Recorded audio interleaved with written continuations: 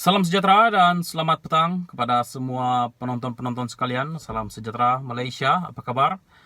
Seperti kita sedia maklum, sekarang tumpuan media dan seluruh rakyat negara Malaysia tertumpu di Istana Negara bagi menantikan keputusan terkini siapa yang akan diangkat menjadi pemimpin nombor 1 negara kita. Pada masa yang sama juga, admin ingin kongsikan kepada kita semua, bagi yang belum tahu apa yang telah terjadi sepanjang hari ini, admin akan kongsikan kepada kita sampailah sekitar pada perjalanan cerita ini daripada jam 8 sampai ke sekarang, waktu sekarang 2.40. Banyak berita-berita yang mungkin admin sendiri tertinggal dan juga penonton-penonton sekalian. Oke, admin akan kongsikan pada jam 8 pagi tadi, Anwar Ibrahim menyatakan kebimbangan terhadap sentimen dan retorik perkauman sejak kebelakangan ini. Menurut Anwar, keadaan ini diapikan oleh segelintir pihak yang terdesak dan berkepentingan, terutamanya di saat penting seperti sekarang. Usaha dan ikhtiar dalam menubuhkan kerajaan yang bertanggungjawab dan stabil tidak seharusnya berakhir dengan kekacauan kerana kaum Melayu, Cina, India, orang asli, suku kaum Sabah dan Sarawak adalah bersaudara sebagai manusia dan rakyat Malaysia yang cintakan keamanan, kata Anwar dalam satu kenyataan awal pagi ini. Anwar berkata dia mengalu-alukan kenyataan tegas Ketua Polis Negara Asril Sani Haji Abdul Sani dalam menghentikan perkembangan yang mampu menggugat kemajmukan Malaysia. Pada jam 8.30 tadi, keadaan sunyi di WTC KL. Pagi yang mendung di kebanyakan kawasan di Lembah Kelang. Setakat ini keadaan di WTC KL yang merupakan ibu pejabat BN dan UMNO sunyi senyap. Sementara itu beberapa orang wartawan ditugaskan di luar kediaman Anwar Ibrahim di Sungai Long, Selangor. 9.50 AM tadi, pemimpin BN tiba di ibu pejabat UMNO.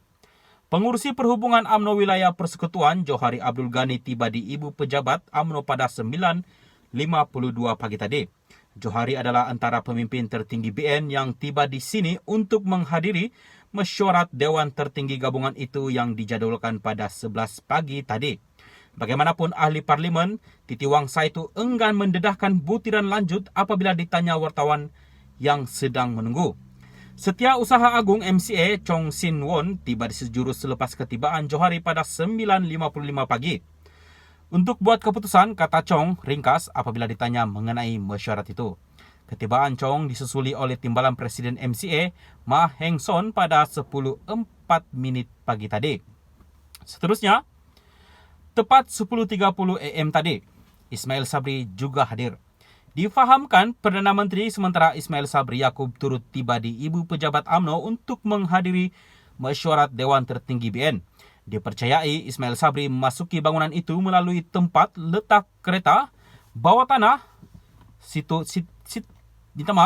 Setiausaha akbarnya Azim Tarmizi turut dilihat berada di sana.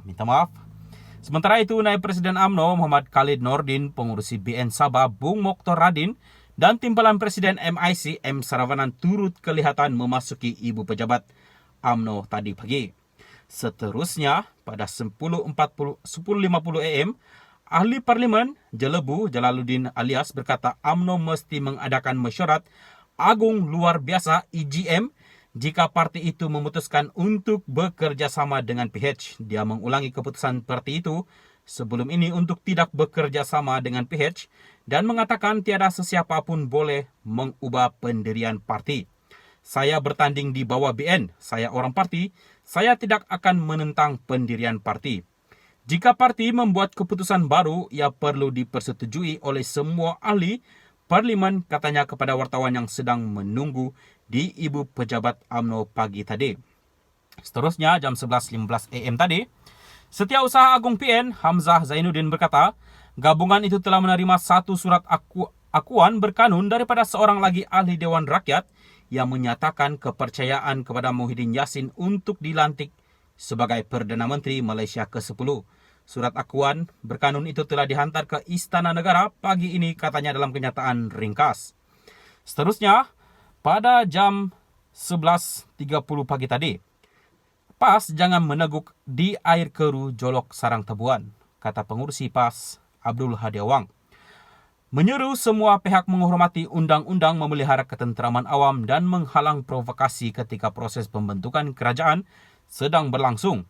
PAS menegaskan untuk memelihara kestabilan politik dan ekonomi dalam negara dan seterusnya memberi amaran kepada mana-mana pihak supaya tidak meneguk di air yang keru dan jangan sesekali dijolok sarang tabuan demi menjaga kepentingan negara dan rakyat keseluruhannya, katanya. Dalam kenyataannya, dia bagaimanapun tidak merujuk khusus kepada mana-mana pihak atau insiden. Seterusnya, pada jam 11.45 pagi tadi, BN dan PN adakan mesyuarat serentak. Pemimpin tertinggi BN kini sedang bermesyuarat di tingkat 30 WTC KL Kuala Lumpur. Sebahagian daripada mereka termasuk Ketua UMNO bahagian Sungai Besar, Jamal MD Yunus, membayangkan kerjasama BNPH akan berlaku dalam masa terdekat. Seterusnya, pada jam 12.11 tengah hari tadi, DAP gesa semua pihak bertenang. Setiausaha Agung DAP, Anthony Lok, menggesa agar semua pihak bertenang sementara menunggu keputusan muktamad oleh Yang di-Pertuan Agong bagi memilih Perdana Menteri. Proses yang sedang berjalan mungkin baru di negara kita, tetapi ia adalah perkara biasa dalam demokrasi berparlimen dalam sistem Westminster, di mana tiada satu parti pakatan politik memperoleh majoriti dalam Dewan Rakyat. DAP akan selama-lamanya mempertahankan prinsip rukun negara dan mempertahankan keluhuran perlembagaan negara, kata Lok dalam satu kenyataan pagi tadi.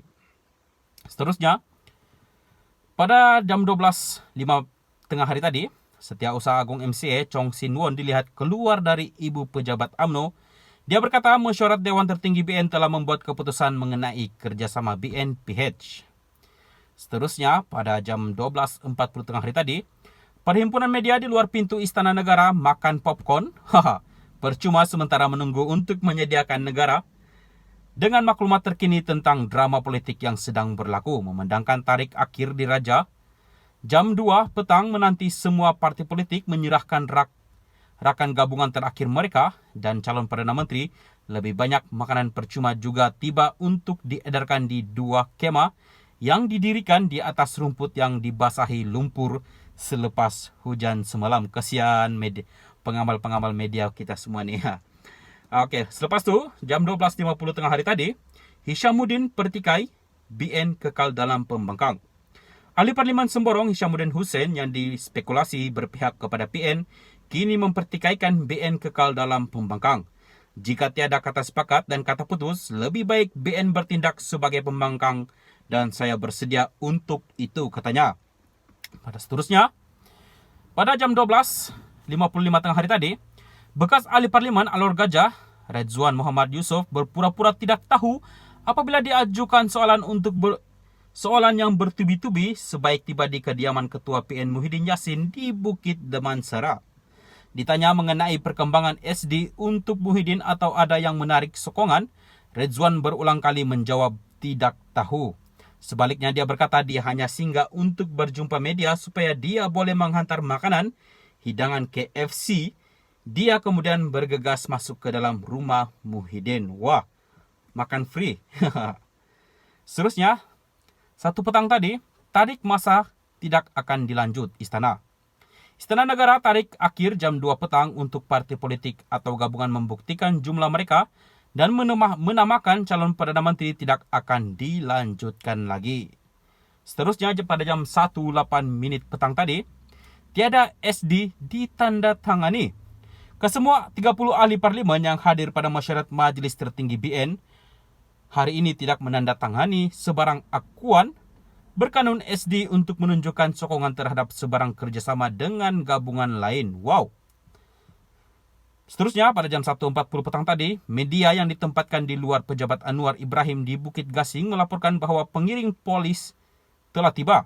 Anwar dijangka akan menuju ke istana tidak lama lagi, tetapi dengan BN dilaporkan mengelak daripada menyokong mana-mana gabungan, ada beliau boleh mengangkat sumpah adalah tidak pasti. Wow. Admin pun baru tahu.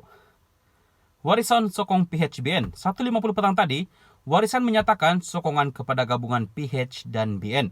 Warisan memberi sokongan kepada PH dan BN kerana kedua-duanya mempunyai bilangan kerusi untuk membentuk kerajaan dan majoriti rakyat telah mengundi PH dan BN, kata Presiden Parti Syafiee Apdal. Pada jam 2.10 petang tadi, Naib Presiden UMNO Ismail Sabri Yaakob mengesahkan BN tidak akan menyokong PH atau BN. Dia tweet bahawa Majlis Tertinggi BN telah memutuskan bahawa gabungan itu harus kekal bersama pembangkang. Jadi dah muktamadlah, BN tidak akan menyokong mana-mana. Seterusnya, buat masa ini sekitar jam 2.10 petang tadi, baru ini info yang terkini admin terima. Jadi belum ada apa-apa lagi perkembangan terkini siapa yang dilantik sebenarnya, kerana pertama, Anwar, seperti yang kita sudah maklum, BN tidak menyokong Anwar dan atau maupun juga pun PN. Apapun kita nantikan info seterusnya mengenai siapa akan dilantik menjadi Perdana Menteri ini. Terima kasih. Salam perpaduan.